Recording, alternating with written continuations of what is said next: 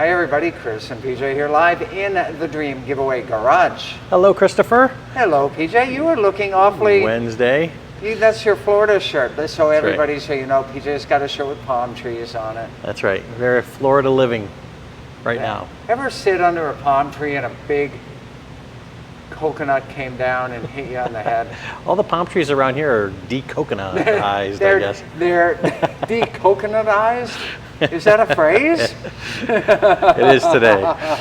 There you go. Hey, today we're going to be talking about this amazing Firebird convertible from 1968.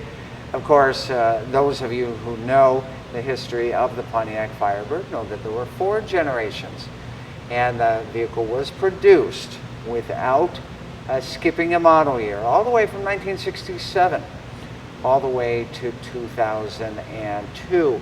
There was not a 5th generation Firebird because when the 5th generation Camaro came out, its cousin, General Motors, had unceremoniously murdered Pontiac. Yes, I feel that strongly about it. And so do a lot of people. People go, how could you kill Pontiac and not kill Buick? And yeah, I drive a Buick, but only because they don't make Pontiacs. So there you have it. That's my position on it. Who's out there today, PJ? Jonathan is in the house here, he says. Good. So, first generation Firebird, 1967 to 1969. Firebird was introduced after the Camaro. John DeLorean was not happy with the idea.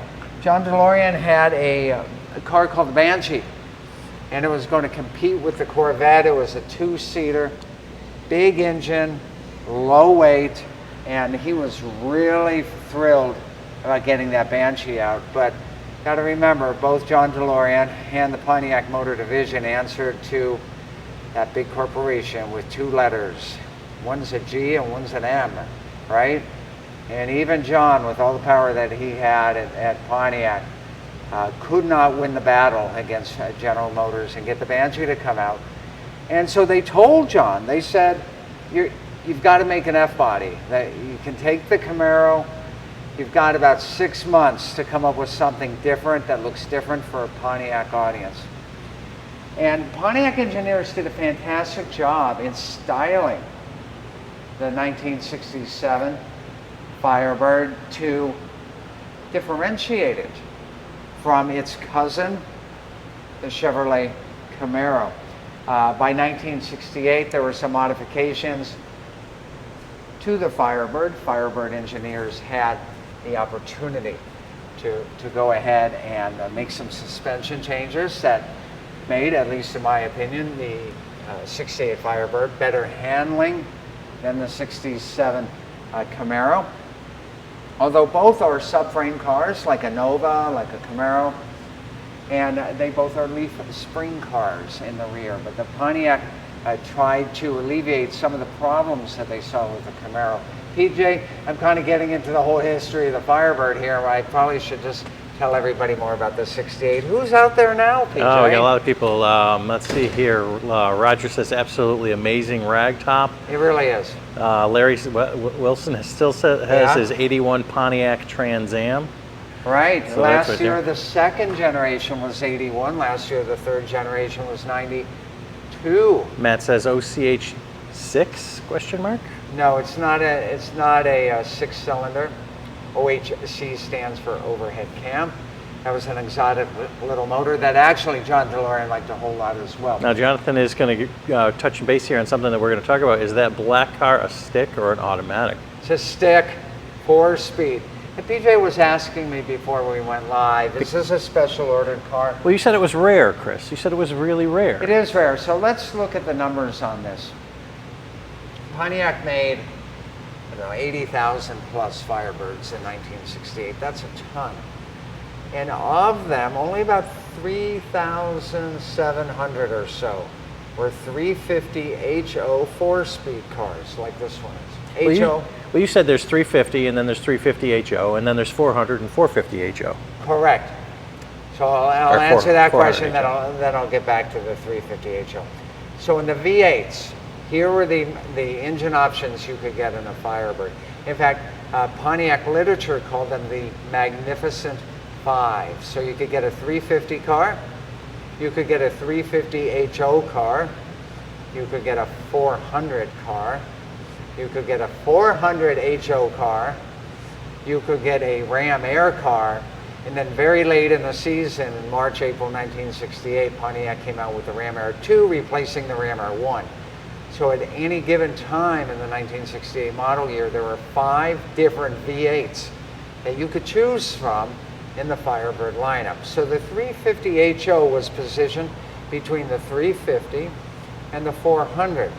And the price difference, at least by today's standards, was minuscule. It might have been $100 difference between getting a 350 HO with the flat hood or a 400 with the dual scoop hood. So I can't tell you why there was even a 350 HO. Perhaps insurance costs were a little bit less for the 350 HO back in the day. So you're saying pretty much if you were looking for a 350 HO, you just went to the 400 and you were done with it? Most guys went to the 400 if they were even thinking, if they were thinking of an engine with more power than the 350, they skipped right over the 350 HO and they went right to the 400. However, what if you were buying a Firebird as a gift, right? For someone, like maybe one of your kids, for a birthday, for a graduation, whatever. Maybe the 400 was a little bit too much power, but you still wanted them to have a little, to stand out a little bit from the regular 350. Perhaps that's why these 350 HOs sold back in the day. So back to the rarity of this. There were about 3,700 350 HO convertibles made with 4 speeds. Excuse me, 3,750 hardtop and convertibles made with 4 speeds. So we estimate, based upon the hardtop to convertible kind of production numbers, that there are about 750 350 HO convertibles. That's a really small number when you think that 80,000 of these Firebirds were made in 1968. Speaking of gift, Kathy says, how about one for a Mother's Day gift? There you go. It's a mother of a car, I'll tell you. So you're saying about 750 total convertibles? 750 350 HO convertibles. That's just using some math. Unlike Ford, where you can get a report and see exactly how many were made, Pontiac, you got to estimate. Were they all black? No. And there were many color options in 1968. So you take that 750 and now you reduce it by the color. Reduce it by the color. It could be one of 25.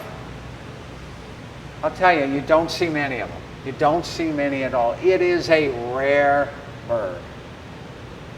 So, and we're giving it away. So that's what makes it so exciting. How do you enter to win? Well, you know that answer. Go to dreamgiveaway.com. Use promo code Facebook Live, promo code YouTube. Don't we have a new promo code where people were talking about today?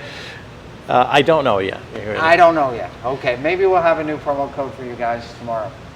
So now let's talk just real briefly about the restoration. So there's stock restored, points judged. That means that you're restoring that vehicle. You're replicating how it looked on the day that it left the factory line or the day it appeared in that new car showroom, right? But let's face it, there are some things from 1968 which can be improved upon but still have a very cool looking car. So let's look at the wheels. All Firebirds in 67 to 69, including the 1969 Trans Am, came with 14-inch wheels. These are 15, so that's a common modification. But no Firebirds from 67 to 69 came with 15-inch wheels. Now, it's also common for 350 cars during the restoration to get some of the bling, if you will, of the 400. For example, we call this a bumper crest. Looks like a beak. No, right here. Okay, the emblem right there. Yep. So that one even wasn't on the original 350? Didn't come on the 350s. Neither the 350s or the 350 HOs. But it looks cool. So it's very common for folks during a restoration to have that in. One other thing. A couple more things. One, it was born with a hood tack. That's why I think this was a special order car. And then if you look there on the console, you'll see that it has 2 gauges there. I can't see what, can you show them, PJ? In front of the stick shift. Down here? Yep, you see them? Oil and water. Correct. So that housing. I don't think they mix, Chris.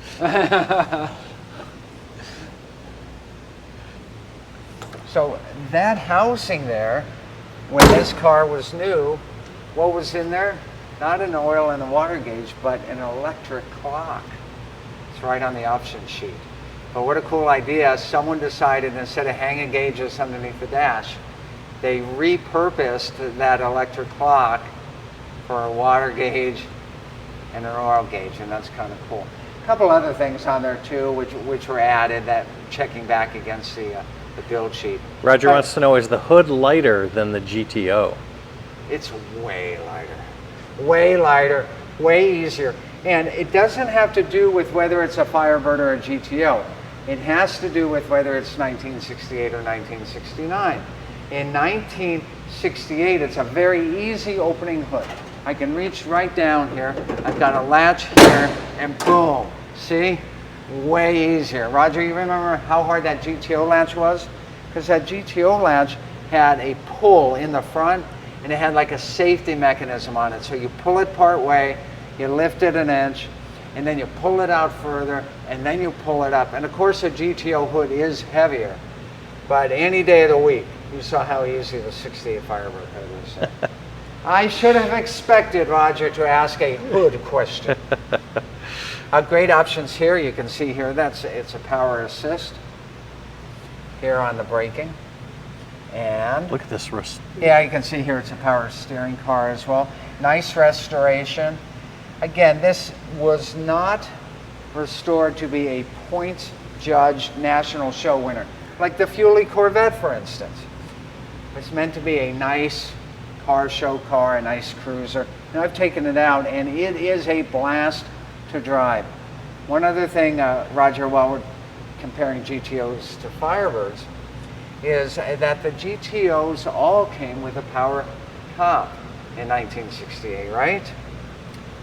Manual top on the Firebird. So a power top is an extra cost option on the Firebird, but it's standard on the GTO. Mike Brown says, hey, did you get that shifter knob I sent? And yes, we did get it. Where is that shifter knob? Can we put it on today? Yeah, we should put it on. Where's it at? Come on. I'm not sure where it is. I know we were talking about it. I think it's in the car. It's right there in the car. Come on, PJ, let's do it. All right, you go ahead, Chris. Okay. We're going to put a white shifter knob on. And who are we thanking for this? Mike Brown was Mike the one that Brown, sent thank that you. in. Thank you so much. Mike Brown, thank you so much for the white shifter knob. You made PJ's day with your white shifter knob gift. And it's totally going to make this thing pop. Oh yeah, it's going to. I wouldn't be surprised if tonight we get twice as many entries to enter to win because of that white shifter knob. And I want to think, yeah, this is a yeah, you know what? shifter knob that Mike Brown. And you know what? And I don't have the hand strength. I'm going to have. Oh, that thing's probably torqued on. Yeah, that is torqued on there hard. So I'll tell you what, we're going to get one of the guys with massive hand strength in here. And then tomorrow we're going to show, look how good that's going to look, PJ. Oh, it's going to be amazing. Amazing, amazing. By the way, AM radio in here, no tilt wheel. You know, the options in here are really the fun options. You've got a hood tack, you've got a 4-speed, you have the 350 HO engine. Hello, it's a convertible. And you got the drop top. What a fun car to win. Remember, white shifter knobs rule. We'll see you guys tomorrow. More great fun, more great action, more great grand prizes, like a Firebird 350 HO convertible. That tomorrow we'll have the white shifter knob sent by Mike Brown.